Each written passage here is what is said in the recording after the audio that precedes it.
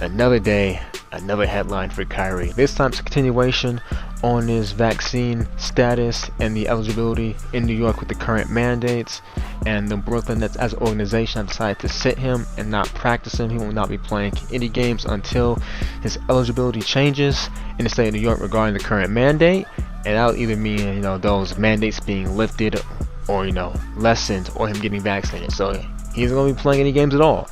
Now, Steve Nash a couple of days ago did come out and say they prepared to have him, the games they did, which will be on the road, which has been around, 37, 38, because it won't be all 41 due to, the mandates in other states where they'll be playing at.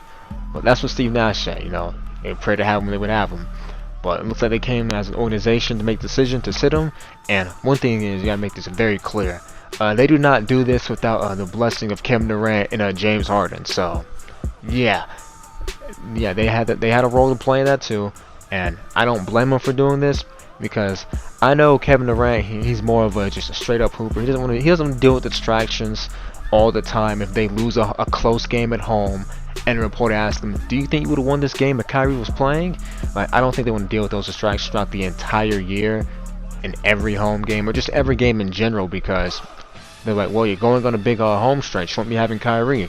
How do you think the team was going to adjust to that? I don't think they want to deal with those distractions all year. And when it comes to just general continuity and chemistry, it's best to have that same consistent lineup for as many games as possible, because there's going to be injuries, load management.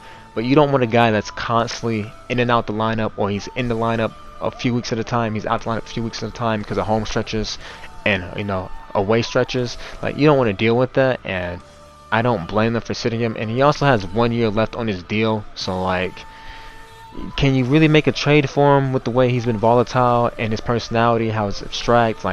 Do you think other teams are going to be willing to, give away valuable assets and then either Kyrie trades up, retire, or he just leaves a year later? So this is kind of the only decision they really have to make. It really is at this current moment.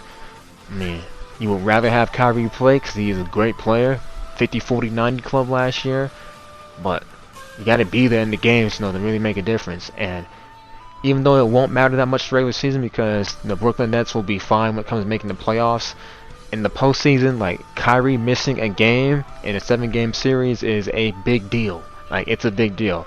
And if let's say they have home court advantage, which is giving them 4 games in a 7-game series, but then he can't play in any of those games. So is it really home court advantage? You can't use your best lineups in all your home games? Yeah, it's just a bad spot the Brooklyn Nets are in. And it is a personal choice for Kyrie. I'm going to make that very clear. It is a personal choice for him. He decided not to get vaccinated, and the Brooklyn Nets organization decided not to play him. So it's really that simple. It really is. And I'm not going to act like his personal choice he's making is a good one either. It's not. And he's been unfairly criticized in the media a lot throughout his career, especially in Cleveland, especially in Boston, and of course his first year in Brooklyn. And yeah, I defended him then, but I'm not going to defend him on this because I'm not going to be entertaining any dumbass stances, just keep it blunt with you, any pseudo-intellectual stances when this guy, stated that the earth was flat a few years ago in the First Take interview. I'm not going to be taking him seriously in takes like this. And just straight up, when it comes to basketball, he's being a bad teammate because he's healthy. As we know, currently he's healthy, and he's being selfish. It's just being straight up. When it comes to basketball, he's healthy, he's being selfish, and he's not helping the team because he won't be able to play as many games as possible. He also isn't the most reliable when it comes to his injury status and health because he has missed games in the playoffs in these last 4 years. He hasn't played 70 games within the last 4 to 5 years, so you can't act like he's going to be playing all these games anyway if he was vaccinated and this wasn't the problem.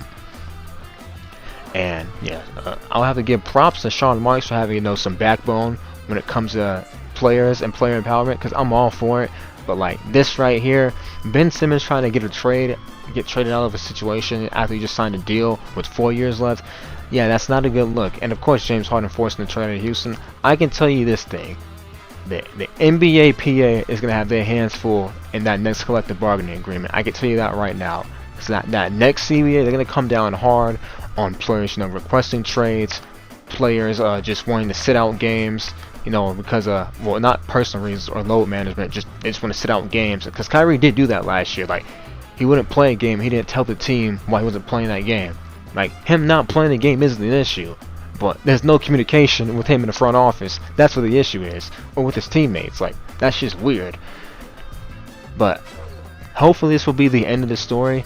The only way this should update is if Kyrie Irving either gets vaccinated or they lift up those mandates. That could happen, but I don't think Kyrie's going to be the time to get vaccinated, because if he was, I think he would have done it by now. Especially being that, he plays in New York compared to, Bradley Beal playing for the Wizards in Washington. So that's just how it is right now. Again, he's a great player, great pillar in this community, and I'll always give him props for that, but I think he's in the wrong situation. But with that out the way, ladies and gentlemen, y'all stay safe, and I'm out.